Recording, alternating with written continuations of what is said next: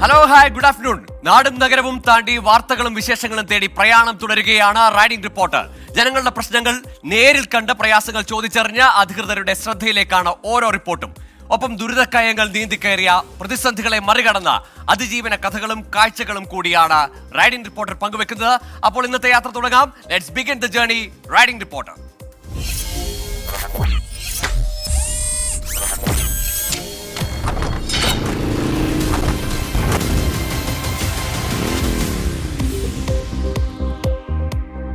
ഇന്ന് riding reporter ആദ്യം പോകുന്നത് അങ്ങ് ബംഗളൂരുവിലേക്കാണ്.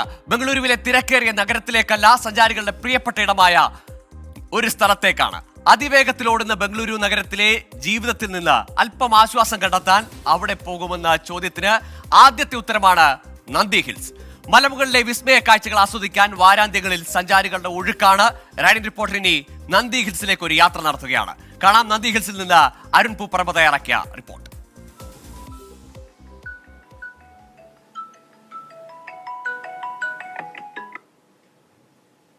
ആലോടാ പറടാ. ഇലക്ഷൻ തിരക്ക് കുറച്ച് കഴിഞ്ഞടാ, കുറച്ച് ഒഴിഞ്ഞു. എവിടെടാ?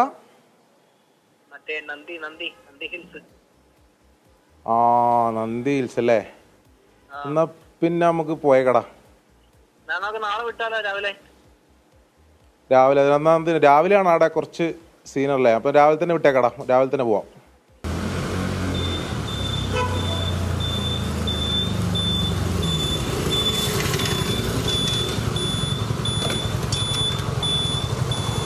ഇവിടുന്ന് ബാംഗ്ലൂരിൽ നിന്ന് എത്ര സമയം എടുക്കും നമ്മളെ നന്ദി ഹില്ലിലേക്ക്?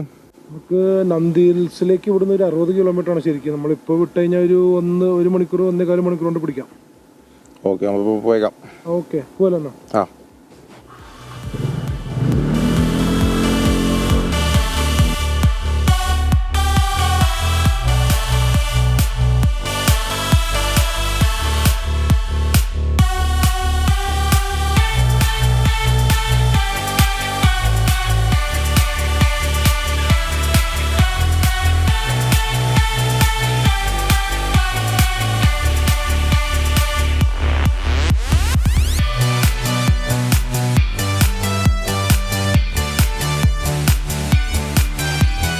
സമുദ്രനിരപ്പിൽ നിന്ന് 4849 അടി ഉയരത്തിലാണ് നന്ദി ഹിൽ സ്ഥിതി ചെയ്യുന്നത്.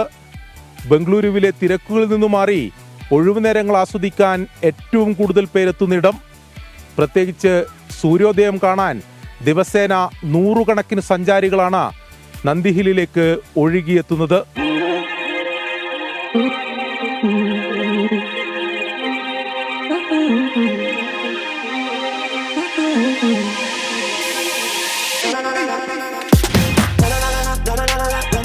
ഞാനിവിടെ 2-3 തവണ വന്നിട്ടുണ്ട്. വളരെ നല്ലൊരു എക്സ്പീരിയൻസ് ആണ്. ഈ മഞ്ഞൊക്കെ ആദ്യമായിട്ടാണ് ഇപ്പം കാണുന്നത്. അടിപൊളി വൈബാണത്. ഒരു റിലാക്സേഷനും ഒക്കെ ഉണ്ട്. ഇവിടെ ഇതേപോലെ തിങ്കൾ മുതൽ വെള്ളി വരെ പണിയെടുത്തിട്ട് കഷ്ടപ്പെട്ട് വന്നിട്ട് ശനിയാഴ്ച വന്ന് കുറച്ച് നേരം ഇരിക്കുമ്പോൾ മനസ്സിലൊരു സമാധാനം.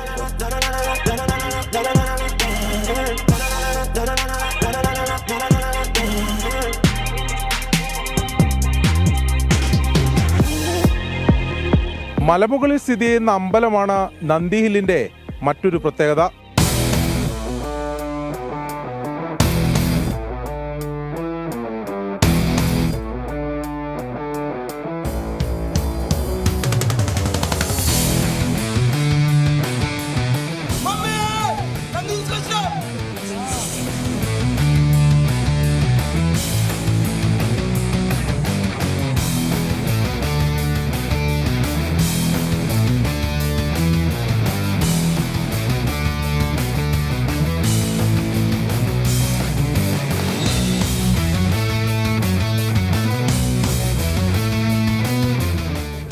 I'm feeling so good.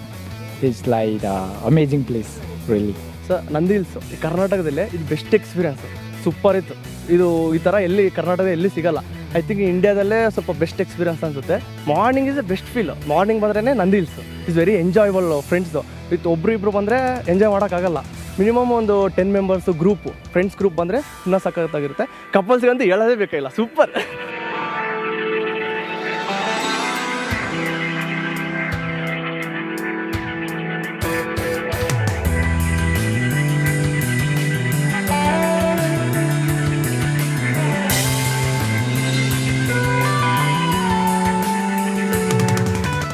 ഒരു 5 മണിക്ക് ഇവിടെ എത്തിച്ചേർന്നാൽ അത് മനസ്സിലാക്കാം എങ്ങനെ ഉണ്ടാവും അതിൻ്റെ ഫീല്. നാട്ടിലത്തെ ആ ചൂടിനോട് അനുബന്ധിച്ചുള്ള ഒരു ഇതാണെങ്കിൽ ഇങ്ങോട്ട് വരണം എന്നാണ് ഫീൽ ചെയ്യുമ്പോൾ. എന്താ പറയുക, ഒരു ഊട്ടി മൂട്, തണുപ്പ്, സൺറൈസ് കാണാനാണ് നന്ദി ഹിൽസ്. പിന്നെ സൺസെറ്റ് കാണുന്നവരുണ്ട്, പക്ഷെ ഏറ്റവും ചന്തം സൺറൈസ് കാണുന്നതാണ്.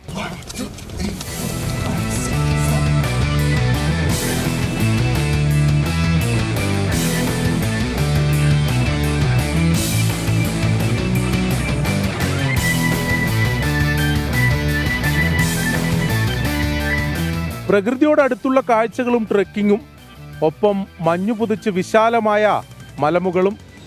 അങ്ങനെ നന്ദി ഹിൽസ് വ്യത്യസ്തമായ ദൃശ്യാനുഭവമാണ്.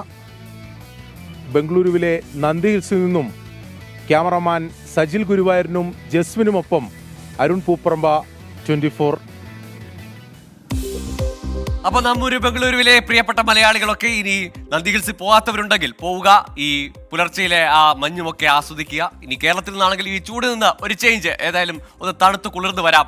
ബംഗളൂരിലെ നന്ദി ഹിൽസിൽ പോയി വരിക. ആ വഴിയുടെ മനോഹരമായ കാഴ്ചകളൊക്കെ കണ്ടു. ഇനി നമ്മൾ പോകുന്നത് ഒരു ജീവിത പ്രശ്നത്തിലേക്കാണ്, വഴി പ്രശ്നത്തിലേക്കാണ്. 700ഓളം കുടുംബങ്ങളുടെ വഴി മുടക്കുകയാണ് ഒരു റെയിൽവേ ഗേറ്റ്. 3 വശങ്ങളും വെള്ളത്താൽ ചുറ്റപ്പെട്ട എലത്തൂർ കിഴക്ക് ഭാഗത്ത് ഉള്ളവർക്കാണ് പുറത്തു കടക്കാനുള്ള ഏക മാർഗം ഈ റെയിൽവേ ഗേറ്റാണ്. റെയിൽവേ ഓവർ ബ്രിഡ്ജ് എന്ന ആവശ്യത്തിനായി കഴിഞ്ഞ 30 വർഷമായി കയറിയിറങ്ങാത്ത ഓഫീസുകളില്ലെന്ന് നാട്ടുകാർ പറയുന്നു.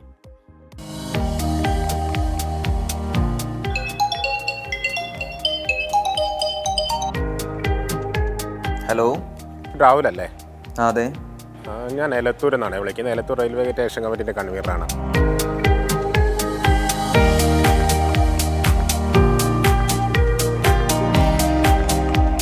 സമീർക്ക്, ഞാനേ എലത്തൂർ വരെ ഒന്ന് പോയിട്ട് വരാം. നമ്മുടെ റെയിൽവേ ഗേറ്റുമായി ബന്ധപ്പെട്ട് എന്തോ ഒരു പ്രശ്നം ഉണ്ടെന്നാണ് ആൾക്കാർ പറയുന്നത്. അപ്പോൾ ഞാൻ ഒന്ന് നോക്കിയിട്ട് വരാം. ക്യാമറമാൻ മുനീഫിനായിട്ടാണ് ഞാൻ പോണേ. കോഴിക്കോട് നഗരത്തിൽ നിന്നും 10 കിലോമീറ്റർ അകലെയാണ് എലത്തൂർ എന്ന ഗ്രാമം. ശുഭിച്ചേട്ടൻ പറഞ്ഞതനുസരിച്ച് ഹിന്ദുസ്ഥാൻ പെട്രോളിയത്തിന് സമീപമാണ് 700ഓളം കുടുംബങ്ങളുടെ വഴിമുടക്കുന്ന ആ റെയിൽവേ ഗേറ്റ് ഉള്ളത്. എന്തായിരിക്കും എലത്തൂരിലെ കിഴക്കും ഭാഗത്തുള്ള ആ കുടുംബങ്ങളുടെ പ്രശ്നം? ആരായിരിക്കും ആ പ്രശ്നങ്ങൾക്ക് ഉത്തരവാദി? 24 റൈഡിംഗ് റിപ്പോർട്ടർ എന്ന് പോകുന്നത് കോഴിക്കോട് എലത്തൂരിലേക്കാണ്.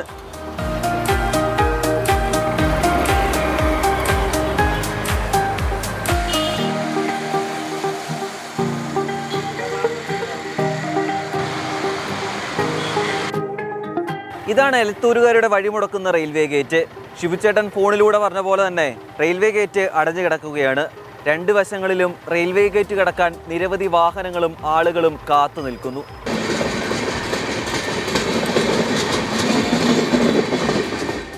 നമ്മളെന്താ പ്രശ്നം വെച്ചാൽ, കഴിഞ്ഞൊരു 35-40 വർഷക്കാലമായിട്ട് നമ്മുടെ ഹിന്ദുസ്ഥാൻ പെട്രോളിയം കോർപ്പറേഷൻ ഒരു സ്ഥാപനം അവിടെ വന്നതിന് ശേഷമാണ് പ്രധാനമായിട്ടും റെയിൽവേ ഗേറ്റായിട്ട് ബന്ധപ്പെട്ട യാത്രാ തടസ്സം വന്നത്. ഈ പ്രദേശം 700ഓളം കുടുംബങ്ങൾ താമസിക്കുന്ന ഈ പ്രദേശം എന്ന് പറയുന്നത് 3 ഭാഗം പുഴയാൽ ചുറ്റപ്പെട്ടതാണ്. ബാക്കി ഒരു ഭാഗം റെയിൽവേ ട്രാക്കും. നമ്മൾ ഇത്രയും പ്രദേശവാസികൾക്ക് പുറലോകമായിട്ട് ബന്ധപ്പെട്ടുള്ള ആകെയുള്ള ഒരു വഴി റെയിൽവേ ഗേറ്റും ആയിട്ട് ബന്ധപ്പെട്ടുള്ളതാണ്. പക്ഷേ ഈ റെയിൽവേ ഗേറ്റ് ഇപ്പോൾ റെയിൽവേ രാത്രികാലങ്ങൾ പൂർണ്ണമായിട്ട് അടച്ചിടുന്ന സ്ഥിതിയാണ്. അതുകൂടാതെ HP വാഹനങ്ങളുടെ ഷണ്ടിങ് സമയത്ത് 1.5-2 മണിക്കൂർ പൂർണ്ണമായിട്ട് അടച്ചിടും. അതും കൂടാതെ ഇപ്പോൾ ഈ അടുത്ത കാലത്തുള്ള സംഭവം എന്താണെന്ന് പറഞ്ഞാൽ, ഒരു ദിവസം മുഴുവനായിട്ടും 2 ദിവസം മുഴുവനായിട്ടൊക്കെ പല സ്ഥലത്ത് നിർത്തിയിട്ടേണ്ട വാഹനങ്ങൾ, ഗൂഡ്സ് വാഹനങ്ങൾ ഇവിടെ കൊണ്ട് നിർത്തിയിട്ടിട്ട് ജനങ്ങൾ അത്രയും ദ്രോഹിക്കുന്നൊരു സമീപനമാണ് റെയിൽവേ സ്വീകരിച്ചുകൊണ്ടിരിക്കുന്നത്. ഈ സമയത്ത് ഒരു ആംബുലൻസ് പോലും പോകാൻ പറ്റാത്ത സാഹചര്യം. ഒരു എമർജൻസി എക്സിറ്റ് എന്ന് പറഞ്ഞിട്ടാണ് ഒരു ചെറിയൊരു അണ്ടർപാസ് വടക്ക് ഭാഗത്തുള്ള ഒരു 1.5 കിലോമീറ്റർ ദൂരം.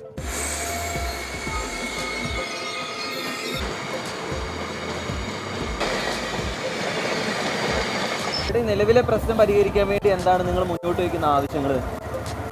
ഇത് 45 വർഷത്തോളമായി ഈ പ്രയാസം 800 കുടുംബങ്ങളും 4 സ്കൂളുകളും ഒരു ITIയും പോലീസ് സ്റ്റേഷനും പോസ്റ്റ് ഓഫീസൊക്കെ ബന്ധപ്പെട്ട് ഇതിൻ്റെ ദുരിതം അനുഭവിക്കുകയാണ്. ഇപ്പം വിവിധ ജനങ്ങൾ ഈ ഇതുമായിട്ട് ബന്ധപ്പെടുന്ന വിവിധ ജനങ്ങൾ ഈ ദുരിതം അനുഭവിക്കുകയാണ്.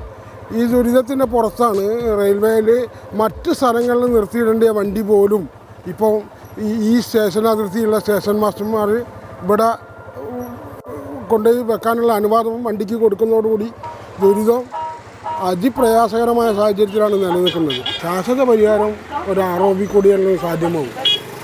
കാരണം അത്ര 800ഓളം കുടുംബങ്ങൾ താമസിക്കുന്ന ഏരിയയിലേക്ക് മിനിറ്റിന് 2 വണ്ടി പോകുന്ന സമയത്ത് ഈ കാലഘട്ടത്തിൽ ROB അല്ലാതെ വേറെ മാർഗങ്ങളൊന്നുമില്ല. കാരണം വെള്ളത്താൽ ചുറ്റപ്പെട്ടു അണ്ടർപാസ് ആണെങ്കിൽ ഹിന്ദുസ്ഥാൻ പെട്രോളിയത്തിലൊക്കെ എന്തെങ്കിലും അത്യാഹിതം സംഭവിക്കുകയാണെങ്കിൽ ഏക വഴി അണ്ടർപാസ്സാണ്.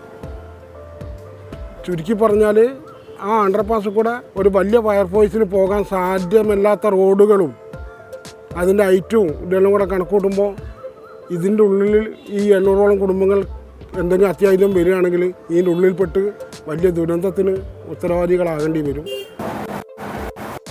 ഇതാണ് 4 മീറ്റർ ഉയരവും 10 അടി വീതിയുമുള്ള എമർജൻസി എക്സിറ്റ്. കഷ്ടിച്ചൊരു ആംബുലൻസിന് പോലും കടന്നു പോകാൻ സാധിക്കില്ല. മാത്രമല്ല 30 സെൻറ്റിമീറ്റർ വെള്ളമുള്ളപ്പോൾ ഈ പാത ഉപയോഗിക്കാൻ പാടില്ല എന്നാണ് റെയിൽവേയുടെ നിർദ്ദേശം.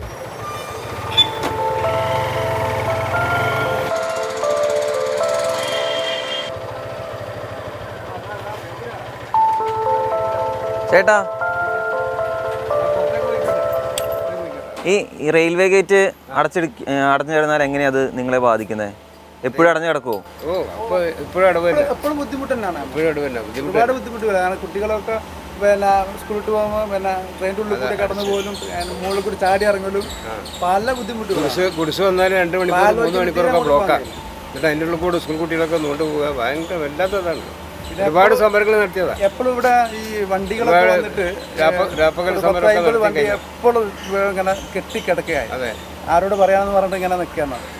റെയിൽവേ മേൽപ്പാലത്തിനായി കോവിഡ് കാലത്തിന് മുമ്പ് പ്രാഥമിക എസ്റ്റിമേറ്റ് തയ്യാറാക്കിയിരുന്നു എന്നാണ് സമരസമിതി പറയുന്നത്. പക്ഷേ വൻ തുക ചിലവ് വരുന്നതിനാൽ റെയിൽവേയോ സംസ്ഥാന സർക്കാരോ പദ്ധതി ഏറ്റെടുക്കാൻ തയ്യാറായില്ല. അതാണ് റെയിൽവേ മേൽപ്പാലം എന്ന ആവശ്യത്തിന് ചിറകുമുളയ്ക്കാതെ പോയത്.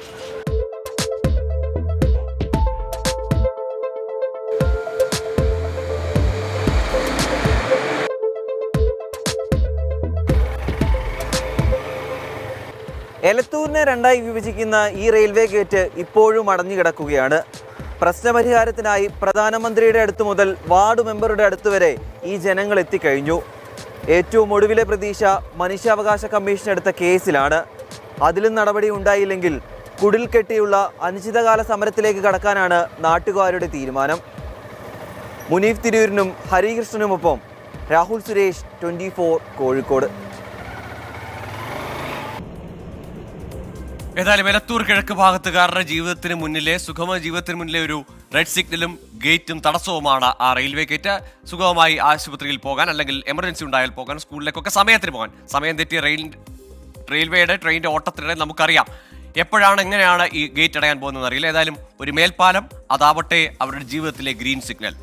വല്ലാത്ത ചൂടാണല്ലേ. നമ്മളിങ്ങനെ പുറത്തൊക്കെ ഇറങ്ങാൻ, പ്രത്യേകിച്ച് ബൈക്കിലൊക്കെ ആണെങ്കിൽ വെട്ടി വിയർക്കുമെന്ന് ഓർത്ത് മടിച്ചു നിൽക്കുന്ന സമയമാണ്. അപ്പോഴാണ് നമ്മൾ തമിഴ്നാട്ടിലെ ഒരു കാഴ്ചയിലേക്ക് പോകുന്നത്. കനത്ത ചൂടിനെ പ്രതിരോധിക്കാനുള്ള മാർഗങ്ങളാണ് എല്ലാവരും തേടുന്നത്, പ്രത്യേകിച്ച് നമ്മുടെ നിരത്തുകളിൽ. ചെന്നൈ കോർപ്പറേഷൻ കണ്ടെത്തി നടപ്പാക്കിയ ഒരു പദ്ധതിയിലേക്കാണ് റൈഡിംഗ് റിപ്പോർട്ടർ യാത്ര പോകുന്നത്. ട്രാഫിക് ജംഗ്ഷനുകളിൽ തയ്യാറാക്കിയ ഗ്രീൻ മാറ്റ് റൂഫുകൾ ജനങ്ങൾക്ക് വലിയ ആശ്വാസമാണ്. ചെന്നൈയിൽ നിന്ന് മനേഷ് മൂർത്തി തയ്യാറാക്കിയ റിപ്പോർട്ടിലേക്ക്. ശ്രീകണ്ഠൻ, നമ്മുടെ മറ്റേ ഗ്രീൻ മാറ്റ് വിരിക്കുന്ന പരിപാടി തുടങ്ങിയിട്ടുണ്ട് കോർപ്പറേഷൻ്റെ. നമ്മൾ പോയി നോക്കിയാലോ? എന്തായാലും റൈഡിംഗ് റിപ്പോർട്ടർക്ക് ഒരു സാധനം കൊടുക്കണം. അപ്പോൾ ഇതെന്തായാലും ഇരുചക്ര വാഹന യാത്രക്കാർക്കാണല്ലോ ഏറ്റവും കൂടുതൽ സൗകര്യം ഉള്ളത്. അപ്പോൾ എന്തായാലും നല്ല കാര്യമല്ലേ, മലയാളം അറിയട്ടേന്നേ. അപ്പോൾ നമുക്കൊന്ന് പോയിട്ട് വരാം.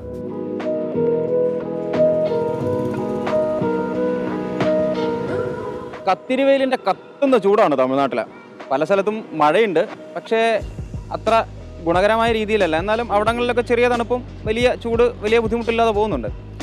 ചെന്നൈയെ സംബന്ധിച്ച് കഠോരമാണ് ചൂട്. അപ്പോൾ ഈ ചൂടിനെ പ്രതിരോധിക്കാനാണ് കോർപ്പറേഷൻ ചില ചെറിയ പരിപാടികളൊക്കെ ആയിട്ട് വന്നിട്ടുണ്ട്. പ്രധാനമായിട്ടുള്ളത് ഈ ട്രാഫിക് ജംഗ്ഷനുകളിൽ ഗ്രീൻ മാറ്റ് വിരിച്ച് റൂഫ് ഉണ്ടാക്കുക, മേൽക്കൂര ഉണ്ടാക്കുക എന്നൊരു പരിപാടിയാണ്. അപ്പോൾ എന്തായാലും ഇന്നത്തെ റൈഡിംഗ് റിപ്പോർട്ടർ ആ കാഴ്ചയിലേക്കാണ്.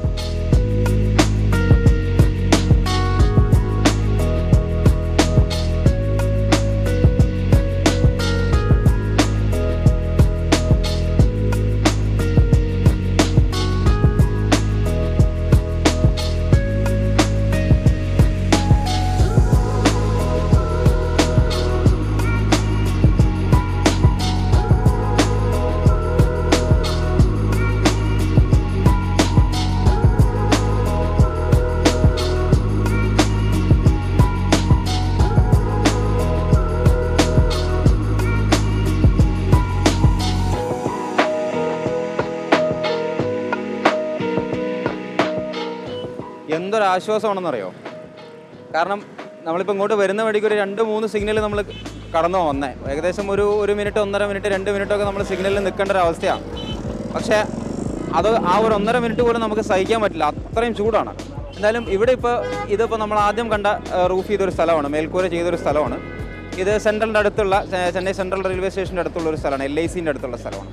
എന്തായാലും ഇതിങ്ങനെ ഒരു ഭയങ്കര സൗകര്യമാണ്, പ്രത്യേകിച്ചും ഈ പറഞ്ഞ ഇരുചക്ര വാഹന യാത്രക്കാർക്ക് ഭയങ്കര സൗകര്യമാണ്. നമുക്ക് അടുത്ത സ്ഥലത്തേക്ക് കൂടെ ഒന്ന് പോയിട്ട് വരാം.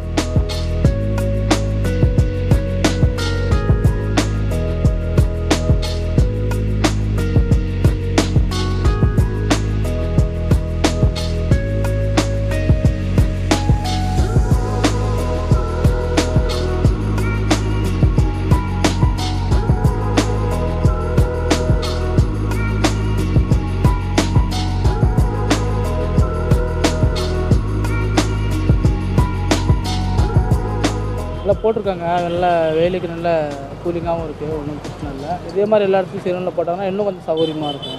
இதே மாதிரி எல்லா சீரனில் அங்கங்கே போட்டாங்கன்னா இன்னும் எங்களை மாதிரி மக்களுக்கு வந்து இன்னும் நல்லா ஃப்ரீயாகவும் இருக்கும், ஓட்டுறது நல்லா கொஞ்சம் ஃப்ரீயாகவும் இருக்கும், ரிலாக்ஸாக இருக்கும் ஓட்டுறதுக்கு. இந்த இடம் கொஞ்சம் கஷ்டமாக தான் இருக்குது, நிறைய ரொம்ப அதிகமாக வண்டி போகிற இடம் அது. டிராஃபிக்கும் ரொம்ப அதிகமாக இருக்கும், ரொம்ப நேரம் நிற்க வேண்டி இருக்கும். இந்த இடத்துல போட்டது நல்லா தான் இருக்குது. அடுத்த இடத்துலையும் நிறைய இடத்துல போட்டால் நல்லா இருக்கும். சூப்பராக இருக்குது, great initiative, will be best for summer vacation. நல்லா இருக்குது சார், மக்களுக்கு ரொம்ப உபயோகமான செயல் இது. தமிழ்நாடு அரசுக்கு மிக்க நன்றி. நல்லா இருக்குங்க சார், நல்லா இருக்குது, வெயிலுக்கு ரொம்ப கொஞ்சம் யூஸ்ஃபுல்லாக இருக்குது.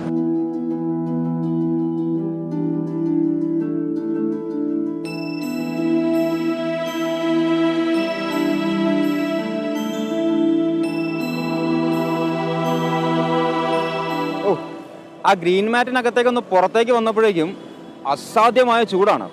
എന്തായാലും ഏറ്റവും അധികം ഒരു പക്ഷേ ഇരുചക്ര വാഹന യാത്രികരായിരിക്കും ചെന്നൈ നഗരത്തിലുള്ളത് എന്നാണ് എനിക്ക് തോന്നുന്നത്. അങ്ങനെയാണെങ്കിൽ ഭൂരിഭാഗം വരുന്ന ഇരുചക്ര വാഹന യാത്രക്കാർക്ക് വേണ്ടിയുള്ളൊരു നല്ല ശ്രമമാണ് കോർപ്പറേഷൻ്റെ ഭാഗത്തു നിന്നും എന്തായാലും ഉണ്ടായിട്ടുള്ളത്. നമ്മൾ സംസാരിച്ച യാത്രക്കാരൊക്കെ പറഞ്ഞത് എല്ലാ ഇടങ്ങളിലും വേണമെന്നാണ്. പക്ഷേ എന്തായാലും 10 ഇടങ്ങളിൽ, അതായത് പ്രധാനപ്പെട്ട 10 ട്രാഫിക് ജംഗ്ഷനുകളിൽ ഇതുണ്ടാകും, ഗ്രീൻ മാറ്റ് ഉണ്ടാകുമെന്നുള്ളതാണ് കോർപ്പറേഷൻ പറഞ്ഞിരിക്കുന്നത്. അത് വളരെ വേഗത്തിൽ തന്നെ പൂർത്തീകരിക്കുമെന്നും അവർ പറഞ്ഞിട്ടുണ്ട്. എന്തായാലും ഇത്തരം ശ്രമങ്ങൾ തുടരട്ടെ. റൈഡിംഗ് റിപ്പോർട്ടർ മറ്റൊരു വിഷയവുമായി അടുത്ത ദിവസം കാണാം.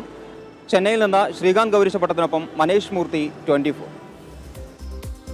ഏതായാലും ആ ചെന്നൈയിലെ ഗ്രീൻ മാറ്റ് റൂഫ് കണ്ടപ്പോൾ കൊതിയായി. കേരളത്തിലും അതുപോലെ വന്നിരുന്നെങ്കിൽ നമ്മുടെ തദ്ദേശ സ്വയംഭരണ സ്ഥാപനങ്ങൾക്കൊക്കെ പകർത്താവുന്ന ഒരു മാതൃകയാണ്. പ്രത്യേകിച്ച് ഈ വലിയ കൊടിയ ചൂടത്ത് ഈ ബൈക്കിൽ പ്രത്യേകിച്ച് പോകുന്നവർക്ക് സിഗ്നലിലൊക്കെ കുടുങ്ങി നിൽക്കുമ്പോൾ അവർ വെട്ടി കഷ്ടപ്പെടാതിരിക്കാൻ ഗ്രീൻ റൂഫ് മാറ്റുകൾ കേരളത്തിൽ വരട്ടെ എന്ന് നമുക്ക് ആഗ്രഹിക്കാം. ഈ മാതൃക നമ്മുടെ ഭരണാധികാരികളും പകർത്തട്ടെ എന്ന് ആഗ്രഹിക്കുന്നു.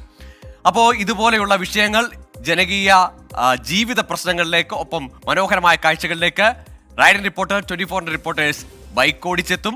അപ്പോൾ കൂടുതൽ വിശേഷങ്ങളും വാർത്തകളുമായി നാളെ വീണ്ടും 2 മണിക്ക് കാണാം. നമസ്കാരം.